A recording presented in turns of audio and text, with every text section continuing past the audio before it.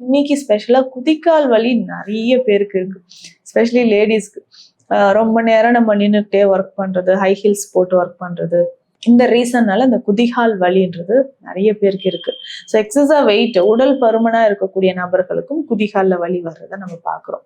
So இதை தவிர்க்கணும் அப்படின்னா நம்ம பாடி வெயிட் எவ்வளோ இருக்கணும் அப்படின்றத ஃபர்ஸ்ட் தெரிஞ்சுக்கணும். அதுக்கப்புறம் இன்னைக்கு குதிகால் வலி வருதுன்னா 2-3 ரீசன் மெயினா நம்ம எதனாலன்றது தெரிஞ்சுக்கணும். ஸோ ரொம்ப நேரம் நின்றுட்டு இருங்க, எனக்கு சாதாரணமான குதிகால் வந்துச்சுன்னா ஒரு 2-3 நாட்கள்ல சரியாயிடும். இதுவே கால்கேனியஸ் ஸ்பர் அப்படின்ற ஒரு கண்டிஷன்.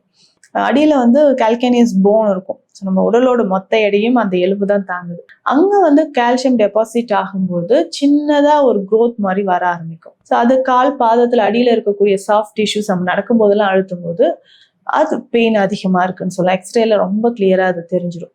இதுக்கப்புறம் பார்த்தோம்னா அது கீழே இருக்கக்கூடிய ஃபேஷியான்னு சொல்றோம். ஃபேஷியால ஏதாவது இன்ஃப்ளமேஷன், இந்த பிளான்டார் ஃபேஷியைட்டிஸ் அப்படின்ற கண்டிஷன், இதுதான் நிறைய பேருக்கு ஸ்பெஷலா அந்த பெயின் இருக்கும்.